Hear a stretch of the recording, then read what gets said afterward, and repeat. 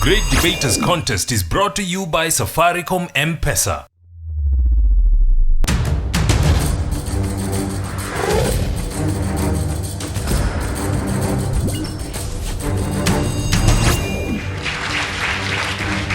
We're at the home of the Safaricom Prince Louis VII. This is the Nakuru region for the Great Debaters Contest. Austin Nyambok. And I am Mariam Bishar. We have previous champions Utumishi Boys Academy going versus the lovely ladies of Nakuru High School, and they're debating on the environment. Should industries be penalized for environmental decay through taxes?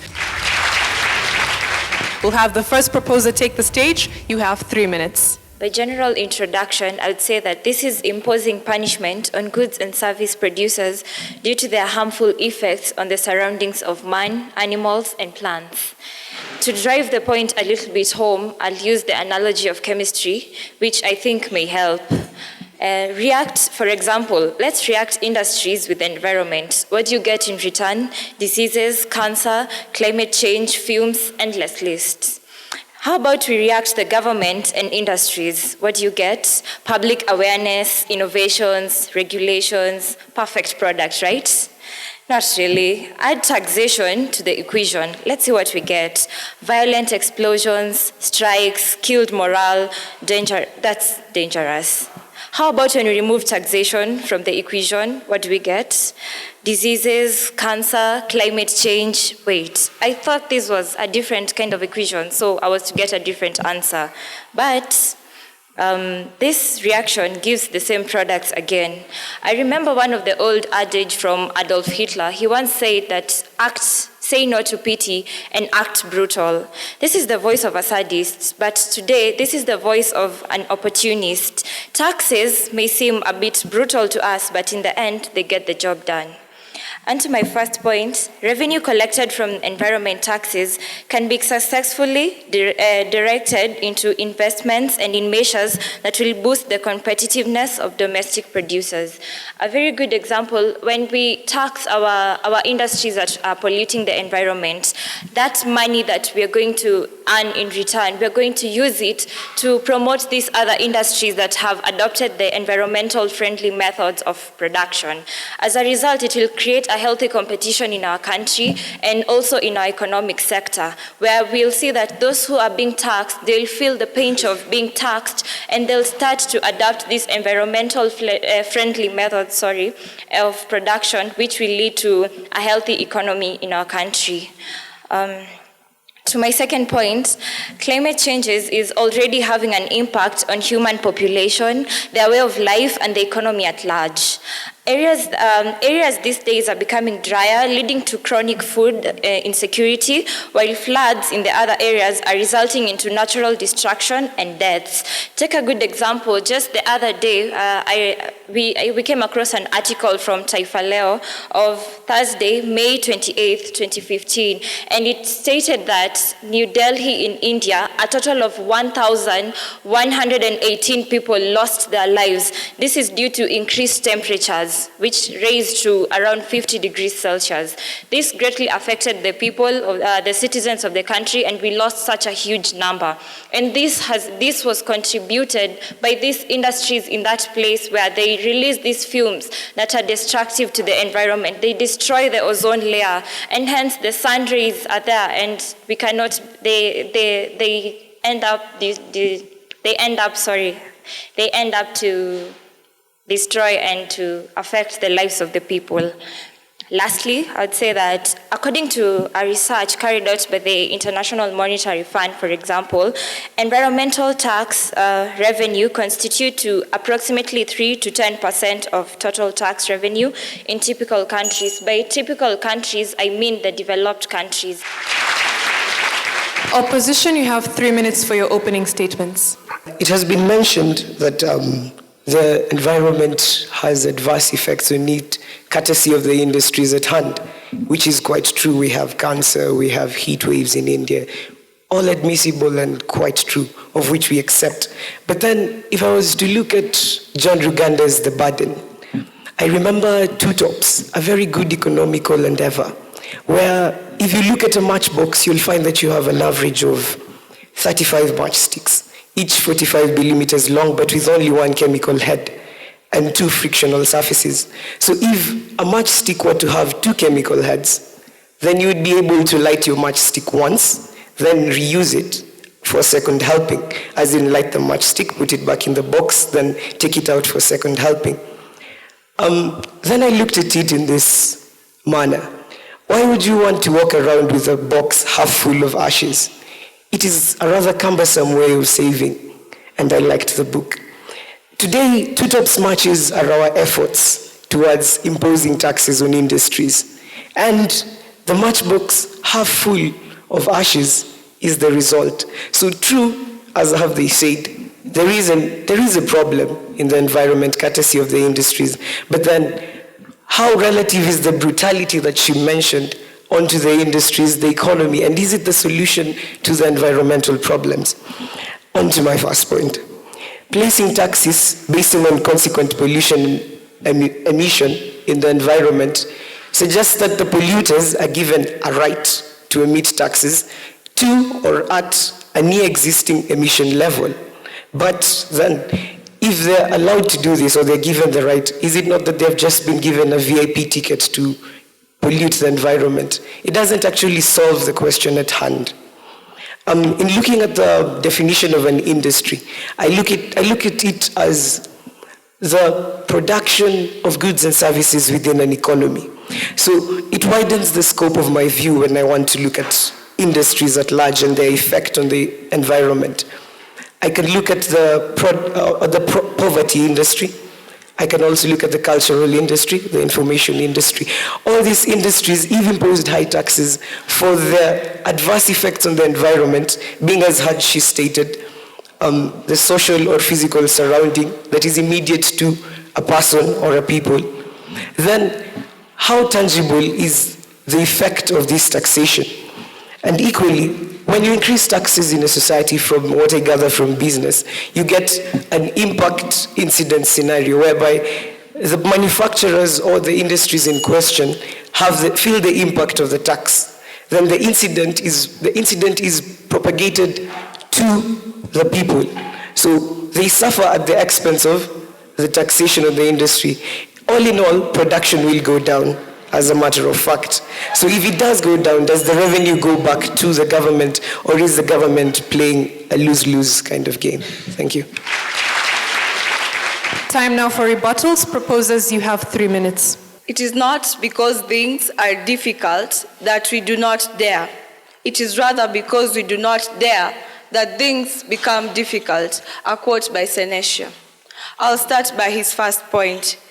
He said that when we introduce this taxation, it will be like a matchbox full, half filled with ashes. Now, studies by Cometra Kenya organization suggest that European Union countries that have adopted the taxation reforms in their countries have increased their competitiveness and efficiency of use of their energy. This can be demonstrated by what the first speaker said. If you tax a company, for example, then another company decides that it does not want to be taxed and starts using environmental friendly methods. The first company will be less competitive than the one that is not being taxed. And you cannot tell me that this will not pinch you to try and use these environmental friendly methods to stop taxation and increase your competitiveness. The mind of a queen is to be feared. I bet you didn't think of this. Africa holds the headquarters of UNEP, precisely Kenya.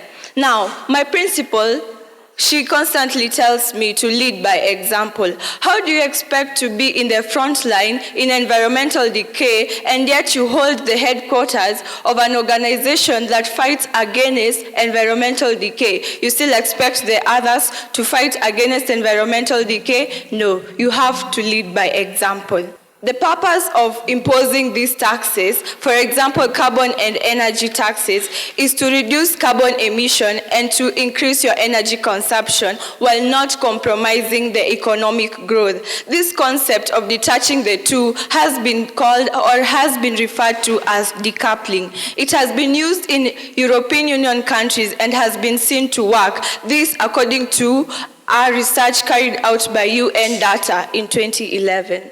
Basically what we are saying, and we are used to telling industries not to pollute. Public awareness, it is everywhere. And everybody is complaining about taxes. The same way in your school, you are not happy when you're punished. But how can you tell me that this is not the correct way when developed countries have done this and their economic growth has risen to 75%? Also, an investigation carried out by the UN. Thank you. Opposition will hear your cross-examination. You have 3 minutes. My salutation. My name is Glenn Xavier from Utumishi Academy. First of all, I would like to reflect on what my opponent said about the European Union having imposed taxes on the industries. And my question is, what is the tangible effect onto the environment with these taxes? Then one of the opponents said that with these taxes, there's going to be increased revenue to the government. And I hereby come to say that due to a report done by the Economics of Environmental Degradation, it was able to prove that if these taxes are going to be imposed onto the whole world, it's going to raise at least $1 trillion.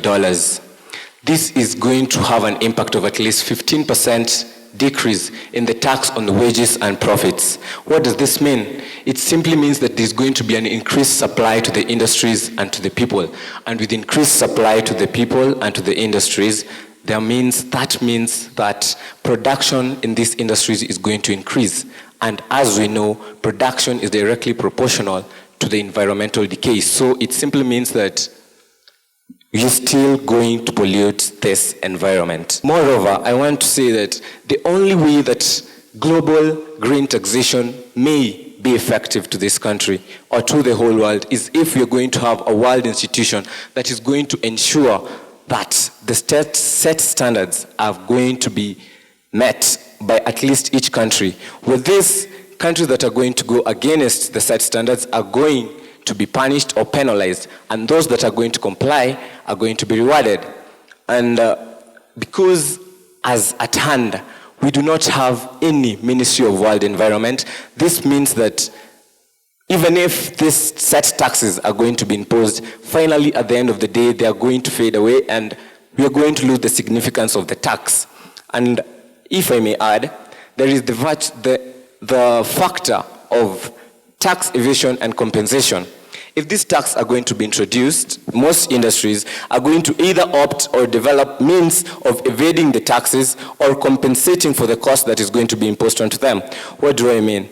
When the tax is high, the prices are going to be hiked, and this impact is going to be felt onto the consumers.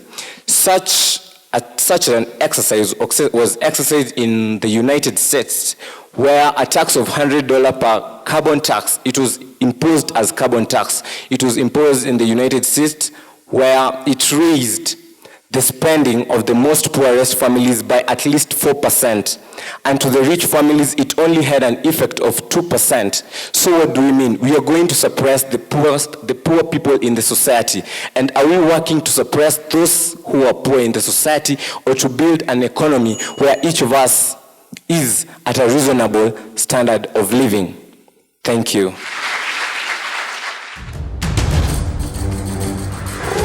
M-Pesa is the way to go.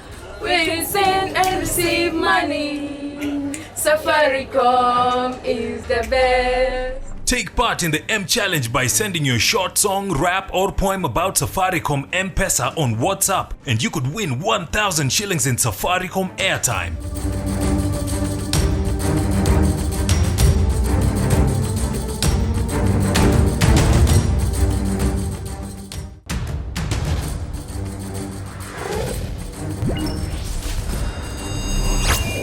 So So the two teams on stage will be responding to the questions the audience has asked them. The proposition has been asked, is it not more prudent for us to spread awareness on environmental issues as opposed to taxing industries? And the opposition has been asked, wouldn't taxing industries be redundant? Would it not create a cycle of taking revenue and then making more industries, and so forth and so on? So we'll let them respond to the questions. Proposal number 3, you have 3 minutes. I would like to answer a question posed from the audience about public awareness. Public awareness, really? Now, how many of you have Facebook accounts? How many have Twitter accounts?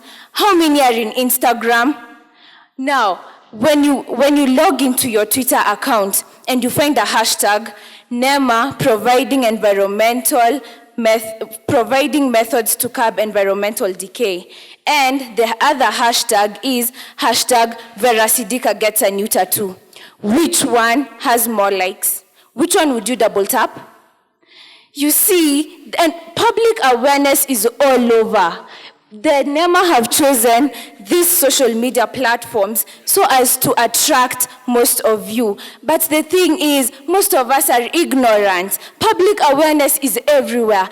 How many times have you found a notice written, usikojoe hapa? And what do you see right below that notice? Now, necessity is the mother of invention.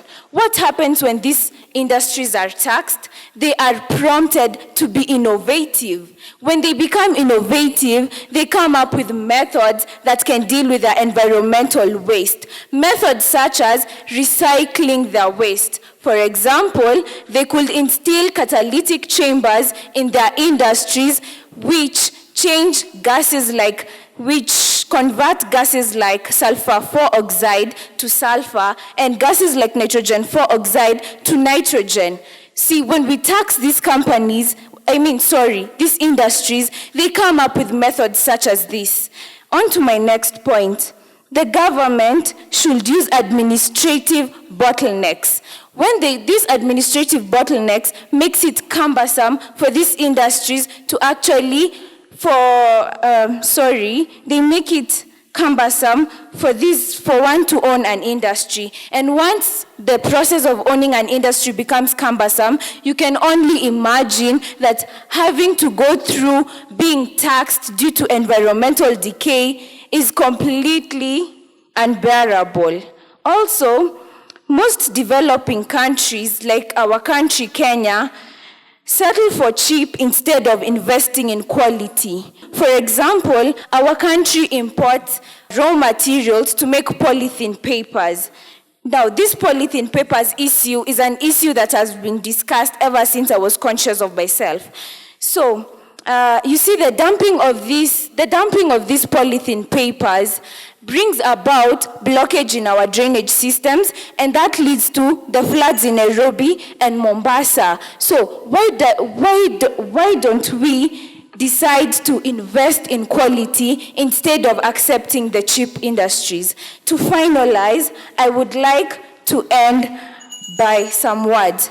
Remember, the end justifies the means. I was your third speaker, Sharon Karanja. Thank you. Opposition, you have 3 minutes to respond to the audience. In response to the question asked by Dan, taxing the industries we put up solves nothing at all. It's a cycle. So yeah, your guess is as good as mine. If we set up industries only to later tax them, solves an estimated percentage of 0.00 of the environmental decay. No matter how green the vision put forward, pro-market environmentalists are saddled with difficult care and case for the defense. They have to explain exactly how a system that has consumed well over half, more than all the resources and energy for the past 50 years and all previous human activities can be made to stabilize and reduce its rate of resource depletion and pollution emission at once. The total economic growth with respect to current and previous trend potentially offsets efficiency with regard to resource depletion and pollution emission, unless the goal of this idea of overtaxing is inclined at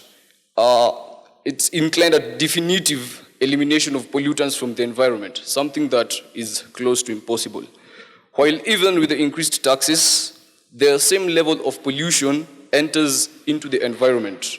The intended reduction can always be negated, and the more expansory the industry in an economy, the greater the likelihood of this result. Imposing taxes on the industries will lead to the problem of inflation. I define inflation as the general increase in prices. This has an effect as there will be shortage of goods in the market, which will lead to overexploitation of the resources, thereby causing environmental decay. Thank you.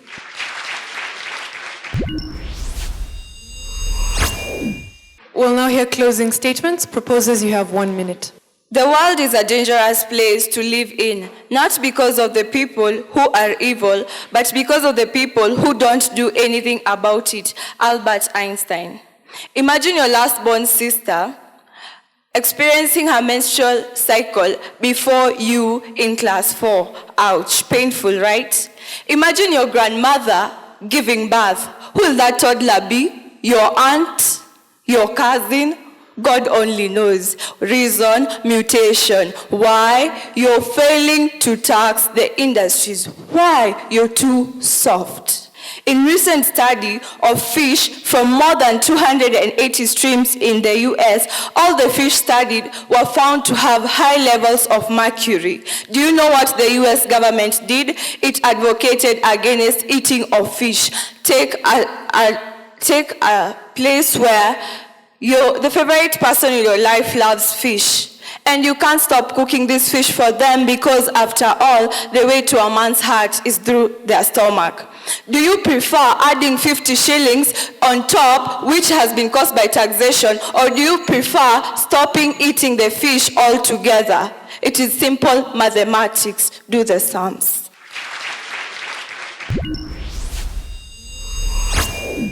Opposition, you also have 1 minute for your closing submission. Logos, ethos. Grandmothers giving birth, mutation. I dispute. Biologically, I dispute. We should not waver from the focus being environmental decay. So, yes, we should increase taxes, if I were to agree. But then, what is the tangible effect of it towards salvaging our environment? If I wanted the whole of the world to be swept, I wouldn't buy a big broom. I would ask everyone to sweep their houses. But then, do I have large enough a microphone to sound my demand to all over the world? Ecological Marxism holds that the problem with, or the crisis at hand, which is our environment, is not directly related to our laxity towards punishing those who have caused it, but it is directly related to the fact that there is an insuppressible growth dynamic in the capitalistic world that we live in. So therefore, I look at it this way. There are many other ways in which we could actually limit the environmental decay that is at hand, but I do not think that taxing is it. If we were to maybe structuralize an institution that limits the emission of pollutants into the environment, maybe that way we could solve the problem, but taxing isn't it. Thank you.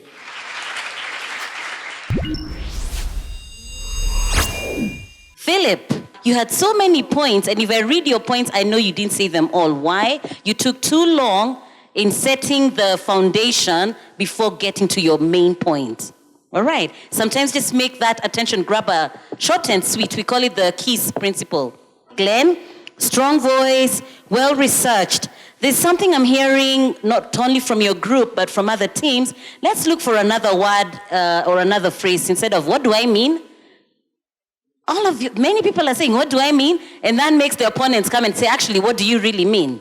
Alex, yes, with more practice, you can get better.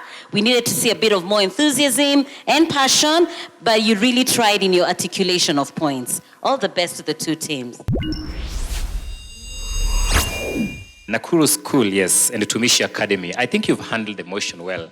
I love the level of intelligence and the level of research that has been exhibited. Nakuru, Leah and Cynthia, I just loved your presentation. By the way, Leah, you have a conversational style of speaking, soft-spoken, not in a hurry, and you really articulate your issues well. The same applies to Cynthia.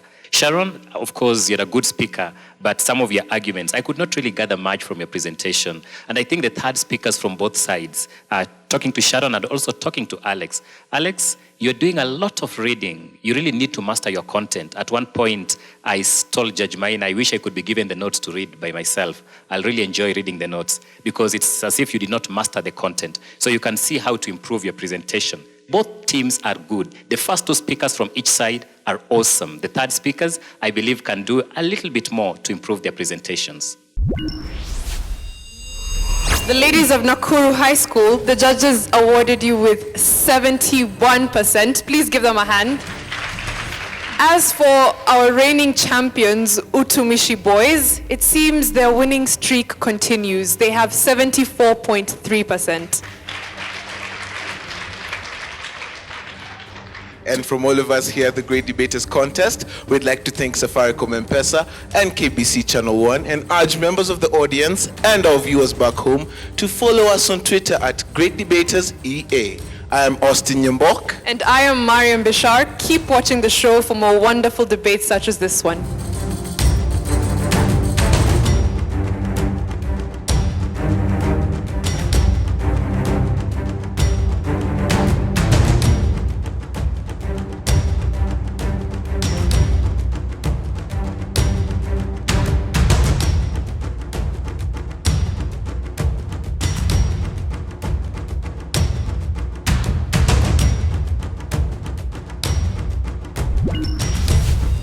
The Great Debaters Contest was brought to you by Safaricom M-Pesa.